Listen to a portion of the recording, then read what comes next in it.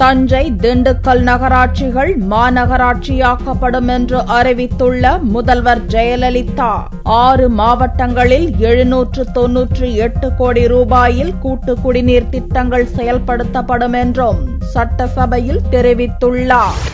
தமிழக சட்டசபையில் புதனன்று விதி எண் 110 கீழ் முதல்வர் ஜெயலலிதா ஒரு அறிக்கை வாசித்தார். திண்டுக்கல், தஞ்சாவூர் நகராட்சிகள் மாநகராட்சியாகவும், காரைக்குடி, சிவகாசி நகராட்சிகள் சிறப்பு நிலை நகராட்சிகளாகவும் தரம் உயர்த்தப்படும் என்றும் முதல்வர் அறிவித்தார்.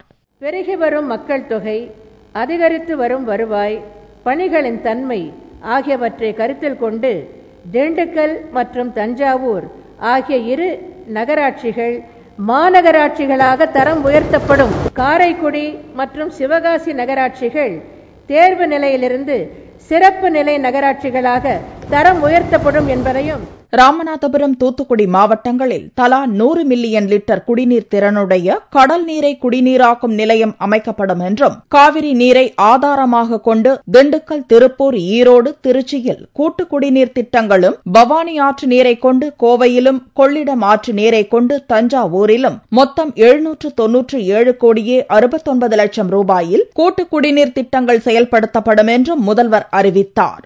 ராமநாதபுரம் மற்றும் தூத்துக்குடி மாவட்டங்களில் தலா 100 மில்லியன் லிட்டர் குடிநீர் திறனுடைய கடல் நீரை குடிநீராக்கும் நிலையங்கள் அமைக்கப்படும் என்பதை பெருமகிழ்ச்சியுடன் தெரிவித்துக் கொள்கிறேன்.